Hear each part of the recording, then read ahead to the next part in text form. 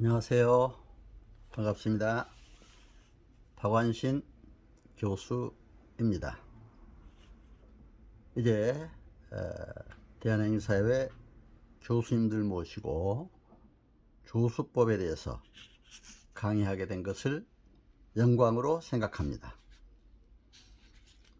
독일 종교철학자 마틴 부버는 나와 너란 책에서 인간은 나와 너의 만남 속에서 행복이 있고 기쁨이 있다고 말했습니다. 오늘 교수님들 뵙고 보니까 저도 너무 기쁘고 행복합니다.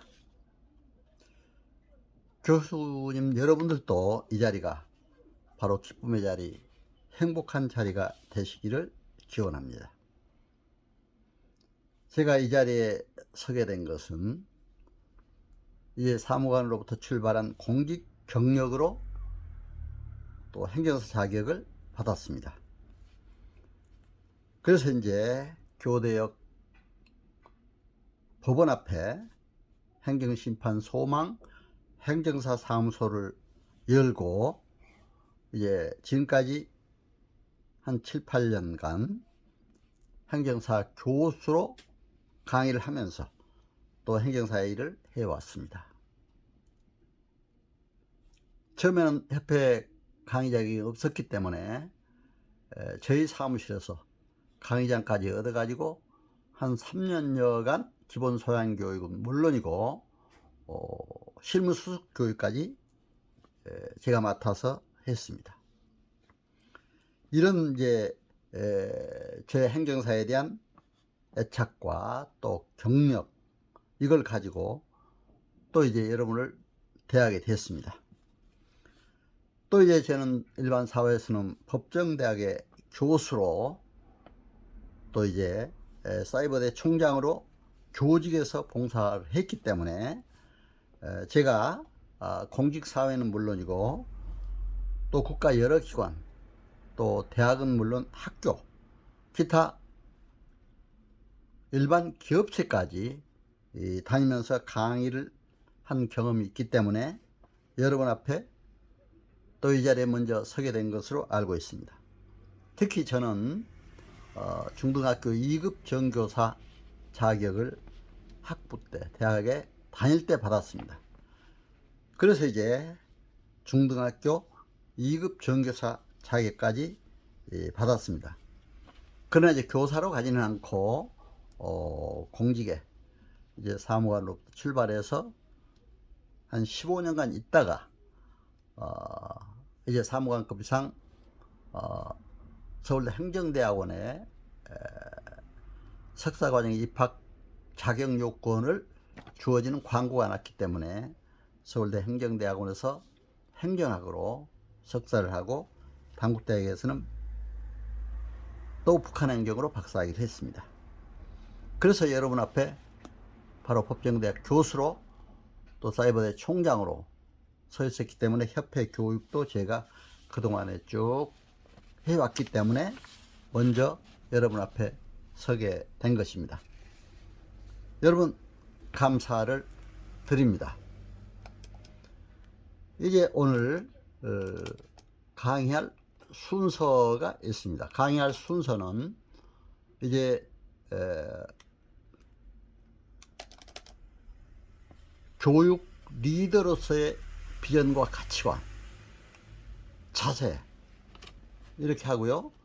또 행정사 교수의 리더십에 대해서 말씀드리고 교육학적 관점에서 교육 방법을 어떻게 적용해야 될 것인가, 그리고 행정사 교육 커리큘럼, 또 3C 혁명 시대를 고려한 효과적 교수법, 교육과 의사 전달, 심리 상담 컨설팅을 고려한 교육, 이런 순위로 여러분들에게 강의를 오늘 할까 합니다. 이것은 사실은 제가 그동안 경험했던 교육학적인 측면, 또 교직 과목을 이수한 그러한 교육학적 방법, 또 행정학을 전공하면서 행정적인 하나 여러 가지 문제, 리더십 문제, 또 커뮤니케이션 문제, 또 심리학적인 이러한 상담 문제, 컨설팅까지 고려한 이런 교수법에 대해서 여러분들에게 말씀을 드릴까 합니다. 그렇다면 이제 행정사 교수로서의 가치관, 비전은 어떻게 가져야 되느냐. 저는 이제 밑에 적혀 있습니다만, 감사 열전, 감사와 사랑, 열정, 전문성. 이렇게 해서 제 나름대로 이제 첫 글자를 따서 감사 열전으로 표현을 해봤습니다. 여러분, 행정사 교수가 된 걸 감사로 하시길 바랍니다. 저도 행정사가 된 걸 너무 감사해요. 또 행정사 교수로서 일하게 된 걸 너무 감사해요. 여러분, 감사하면은 건강에도 좋아지고 모든 게 일이 잘 풀린다. 또 감사하면서 웃으면 5분만 웃어도 굉장한 운동 효과가 있다. 웃을 때 눈물 나도록 웃으면 엔돌핀보다 1000배가 강한 다이돌핀이 나온다. 이렇게 얘기를 하고 있습니다. 다이돌핀이 나오면 암세포도 녹인대요. 그래서 행정사 교수로서의 감사의 한 마음. 또 이제 이 일을 사랑하고, 또 우리 행정사법 1조의 목적대로 국민의 편익을 도모하는, 국민을 사랑하는 마음으로 또 이렇게 일을 해야 된다고 생각을 합니다. 또 열정을 다해서 이러한 교수로서 또 행정사로서 일을 해야 된다고 생각을 합니다. 그리고 행정사로서 최고의 전문성이 있어야 됩니다. 우리 교수님도 마찬가지입니다. 교수로서의 최고의 전문성을 가져야 됩니다. 이러한 가치관 하에서 여러분들이 나간다면 분명히 성공할 수가 있다. 또 교수로서도 성공할 수가 있다. 그래서 교수는 항상 사랑과 관용의 논리, 또 이제 눈높이를 피교육자와 맞춰가지고 거기에 맞는 이런 교육, 또 인격적인 만남 속에서 또 교수 자체가 스스로 본이 돼야 됩니다. 그런 삶을 살아야 많은 사람들이 저 교수님 정말 모범이구나, 롤모델이구나, 삶의 롤모델로 삼을 수가 있습니다. 그래서 여러분, 그런 마음으로 항상 교수로서 역할을 해주면 고맙겠다 생각이 듭니다. 교수 목표 자세, 또 자존감, 열정. 이제 행정사 교육을 담당하는 교수는 목표와 비전이 중요합니다. 제가 강의 시간에도 이걸 굉장히 강조를 하고 있습니다. 특히 행정사법 1조 목적이 뭡니까? 국민의 편익을 도모하고 행정제도의 건전한 발전에 기여한다. 이렇게 되어 있습니다. 이런 목표 실현을 위해서 우리 행정사 교수는 또 우리 행정사님들을 바로 교육을 시켜야 된다. 이렇게 생각이 됩니다. 또 교수는 자존감이 있어야 됩니다. 지식과 열정이 있어야 됩니다. 행정사 교수는 지도자로서의 자존감을 갖고 열정 다해 가르쳐야 됩니다. 창조적 변동 여건, 즉 체인지 에이전트로서 변화된 행정 환경에 바로 대응할 수 있는 이런 교수가 돼야 된다. 그러니까 교수들은 신문도 자주 보아야 되고 뉴스도 자주 봐야 돼요. 또 판례나 모든 법령 개정 등도 자주 확인을 해야 돼요. 그런 열정이 있어야 훌륭한 교수가 될 수가 있다. 이렇게 생각을 합니다. 그러면 우리 교육 리더로서의 교수는 바로 교육 리더입니다. 리더로서의 리더십이 중요합니다. 그래서 교수는 권위는 유지하되 권위 주의는 갖지 말라. 저는 이렇게 얘기하고 싶습니다. 교수는 정말 교수의 권위가 있어야 됩니다. 여러분, 그러기 때문에 교수는 어디 가서 내가 아무것도 모르는데 여러분 앞에 섰습니다. 그렇게 절대로 하지 마세요. 그건 안 하는 것이죠. 그게 겸손한 것 같지만 겸손이 아닙니다. 교수 권위를 떨어뜨린 겁니다. 이 분야에서 최고의 전문가다운 그런 마인드를 가지고 서야 됩니다.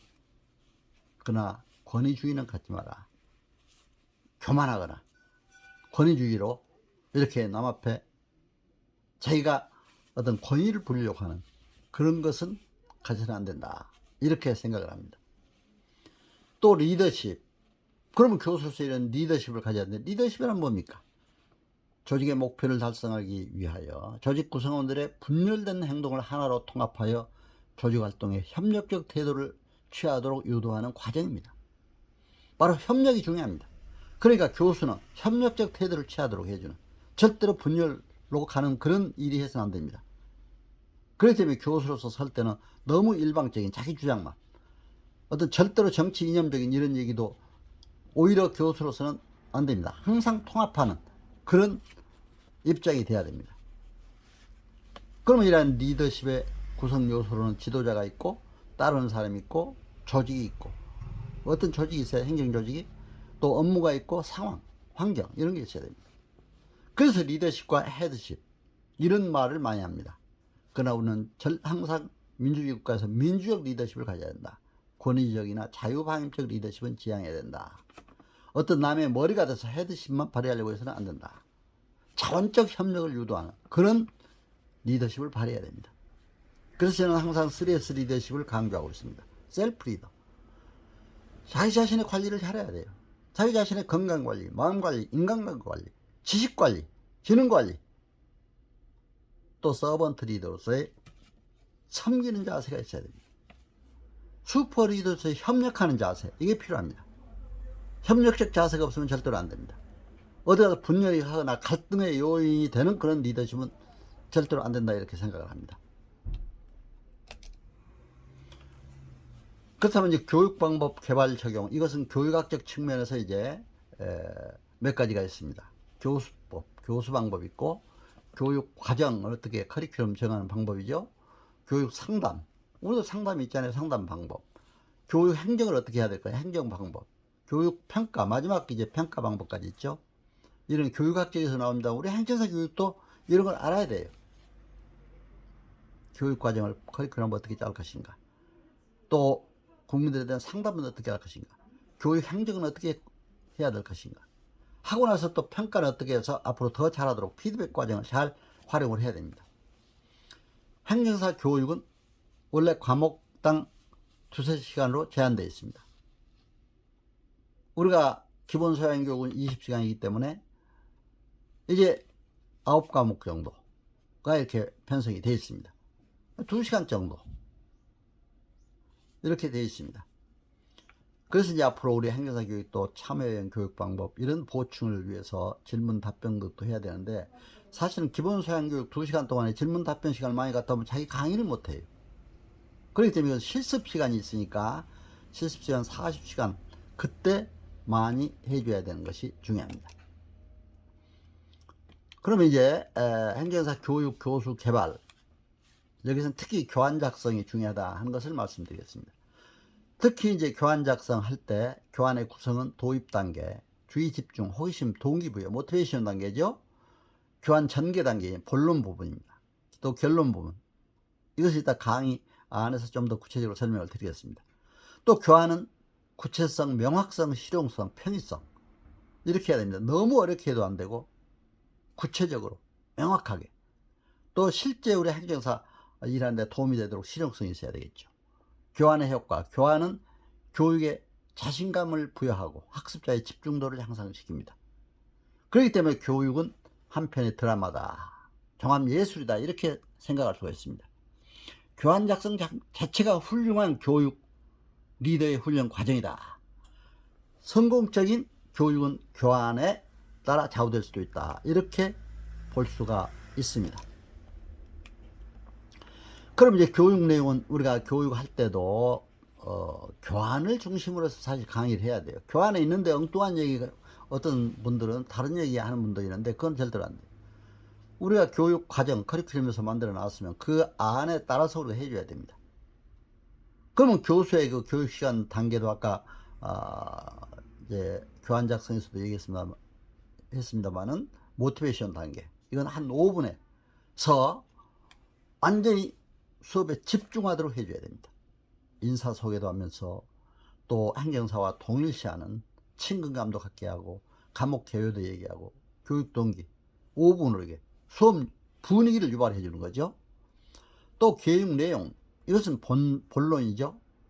교육 내용에서는 이제 학술적인, 법률적인 이론도 중간중간 제시를 하면서도 실제 사례를 제시하면서 또 적절히 유머도 구사해서 지루하지 않게 해줘야 됩니다. 그리고 이제 결론적으로는 강의를 요약해주고 질의 응답 시간을 너무 길게 갖지 마세요. 우리 기본 소양교육 너무 길게 갖다 보면 그 시간 다 뺏겨버리거든요. 안 됩니다. 이거 차기 뭐 하겠다 하는 예고, 우리 이렇게 되어 있습니다. 그래서 이런 것만 잘 원리만 활용하면 아주 중요한 교육을 잘 할 수가 있습니다. 그럼 이제 우리 행정사 교육 커리큘럼, 이제 21년도 제가 교재 편찬위원회 참석을 해가지고 이렇게 우리 기본 소양교육 중심으로 과목을 이제 9과목으로 이렇게 정해봤습니다. 그래서 이제 이 과목을, 이 커리큘럼이죠. 바로 교육 과정이죠. 이걸 정해봤는데, 이제, 거기에 이제 우리 그 교재 편찬위원들이 한 내용을 요약해서 여기다, 넣습니다. 첫 시간에 이제 행정사 법령 제도 이해. 이건 법령. 저는 이 법령을 첫 시간에 하기 때문에 가장, 이건 행정사들이 이 첫 시간을 바로 종합적으로 해줘야 그다음부터 각 분야별로 이렇게 이제 나가기 때문에 그걸 이해하는데 도움이 되도록 해줍니다. 그래서 행정사 시험에 있는 모든 과목들 다 개락정을 해줍니다. 또 과목은 없지만 헌법까지 해줍니다. 왜? 헌법은 기본법이기 때문에. 헌법을 알아야 모든 법이 거기 헌법을 알 수가 있어요. 특히 헌법에 우리가 손실보상, 토지보상에 관한 헌법 23조에 바로 그것은 우리 행정사와 직접 관련된 일입니다. 부동산 토지보상 업무. 우리가 교육도 하고 행정사 일도 하기 때문에, 그래서 헌법부터 행정법, 민법, 또 이제 행정사법, 행정심판법 등 관련된 법 해줘야 됩니다. 또 행정사가 어떻게 생겼느냐 제도 연역을 설명을 하고요. 행정사의 기본 자세, 또 기본 윤리, 행정사 컨설팅까지, 마지막 행정사법 2조 6항에 있는 대로 상담에 관한 걸 해줍니다.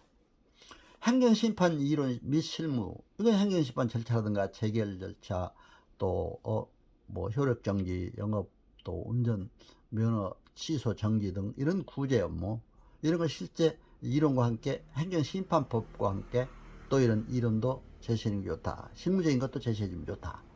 또 민원행정, 계약실무, 행정사법 2조에 보면 상당히 민원행정이 또 많이 돼 있어요. 그래서 이런 것도 우리가 민원행정 서류의 유형이라든가 또 작성, 또 국가보훈 업무, 보훈 대상의 유형, 또 이런 사례, 또 출입국 관리 업무, 이민행정, 출입관리 신청 대행, 또 이런 것도 우리가 잘해야 되고, 이민행정 업무의 개요라든가, 또 자동차 등록, 교통사고 조사 실무, 또 부동산 및 토지보상 업무, 법인 설립 등 인허가, 사실조사 및 확인 실무, 이런 것도 알아야 됩니다.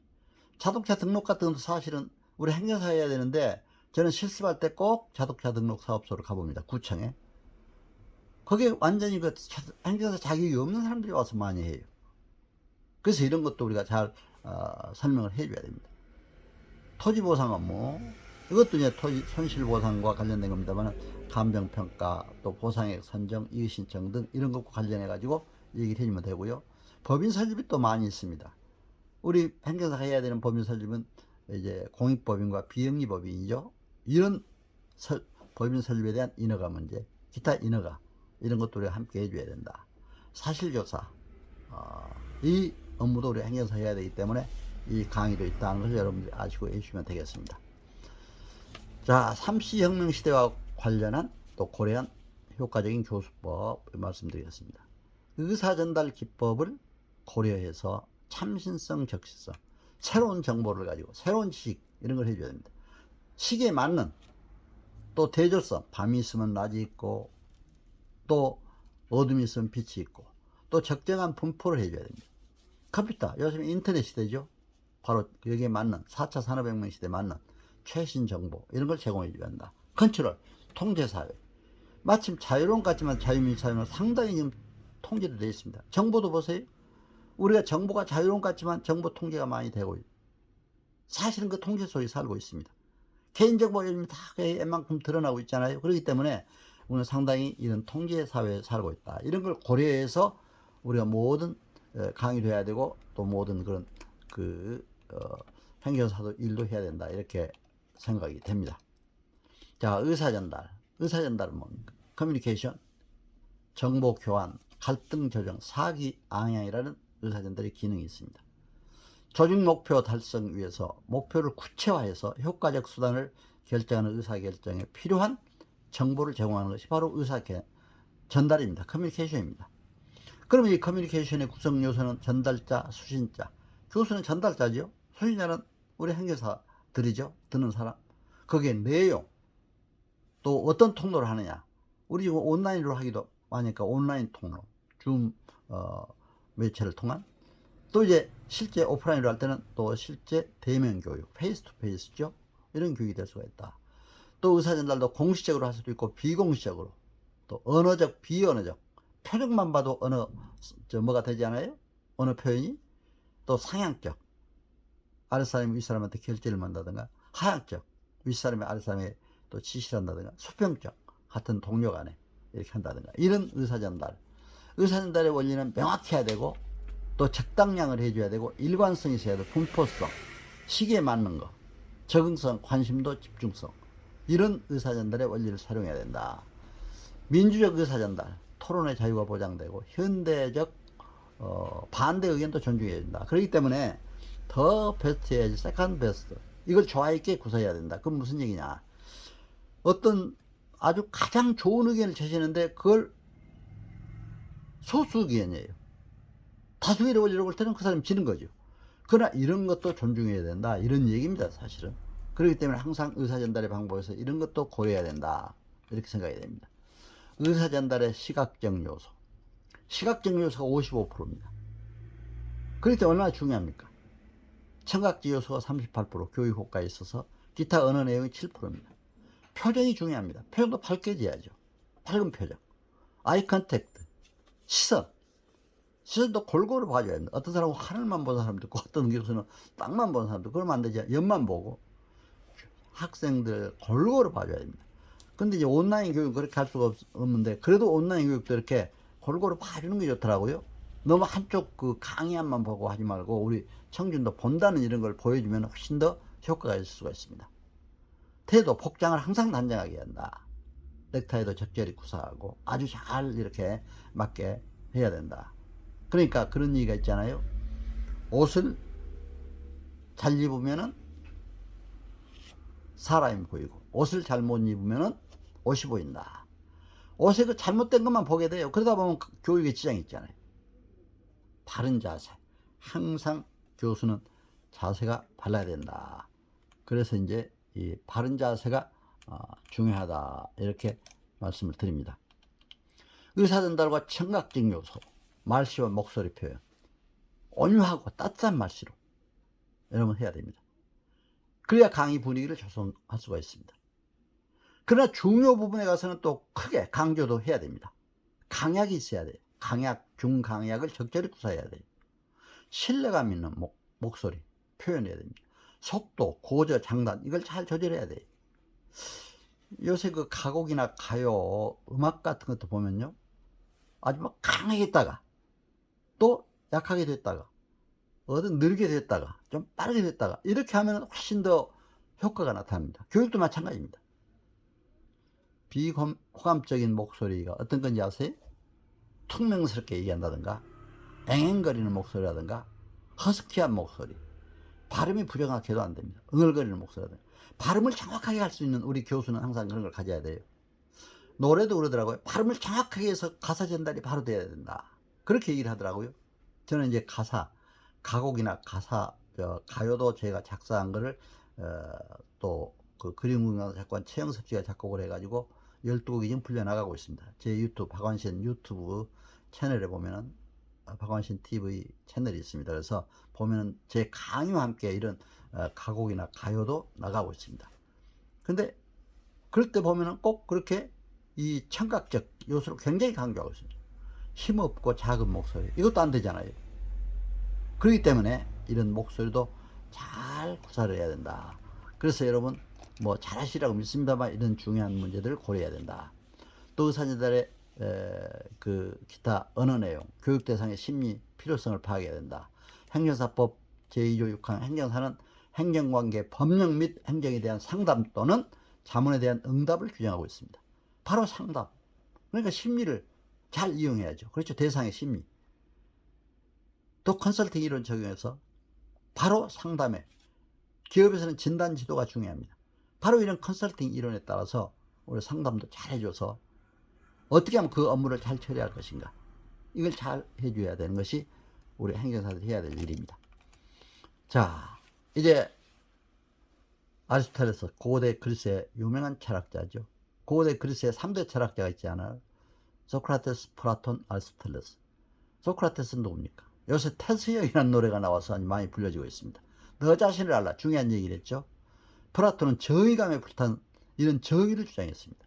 아리스토텔레스, 나는 인간은 사회적 동물이다 얘기하면서 바로 설득 방법의 로고스적 설득 방법, 파토스 설득 방법, 에토스적 설득 방법을 강조했습니다. 로고스는 뭡니까? 논리가 정해내야 되고, 풍부한 해당 분야 정보와 전문 지식이 있어야 됩니다. 그래야 상대방이 설득을 당하죠. 파토스, 감성에 호소해야 됩니다. 상대방 항상 동일시, 아이덴티파이, 동일시 원칙을 가져야 됩니다. 상대방의 심리를 이해해 줘야 됩니다. 상대방이 아픔을 당해서 행정적으로 억울한 일을 당해서 왔는데 그 사람을 동정해 줘야 됩니다. 동정하면서 가까이 해야 됩니다. 자, 이렇게 두 가지, 지적인 것, 감정적인 것도 중요하지만 가장 중요한 건 에토스적 설득 방법입니다. 항상 신뢰성이 있어야 됩니다. 말과 행동이 일치해야 됩니다. 대상에게 바로 신뢰를 줘야 됩니다.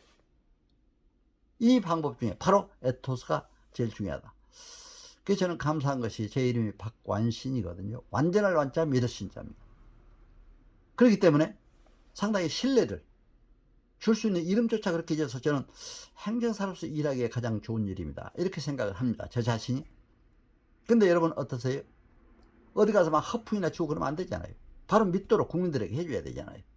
그렇기 때문에 항상 신뢰가 중요하다, 이걸 생각을 하고 여러분들 상담도 하고 이렇게 해주시면 좋습니다. 이제 마지막 결론적으로 말씀을 드리겠습니다. 3T라는 말이 있습니다. 트라이얼, 실현, 테스트, 시험, 템테이션, 유혹. 우리 인간은 이런 걸 항상 거쳐요. 누구나 다 실현 고난이 있습니다. 요즘에 코로나 시대에 얼마나 실현이 있습니다. 누구나 다 시험을 거쳐야 또 어디에 통과할 수가 있습니다. 그렇죠? 여러분 행정사도 저도 시험 합격됐다, 뭐 합격 통지서가 나오더라고요. 경력 자료도. 그러나 저희가 공직자들도 우리가 얼마나 시험을 많이 봤습니까, 그동안에.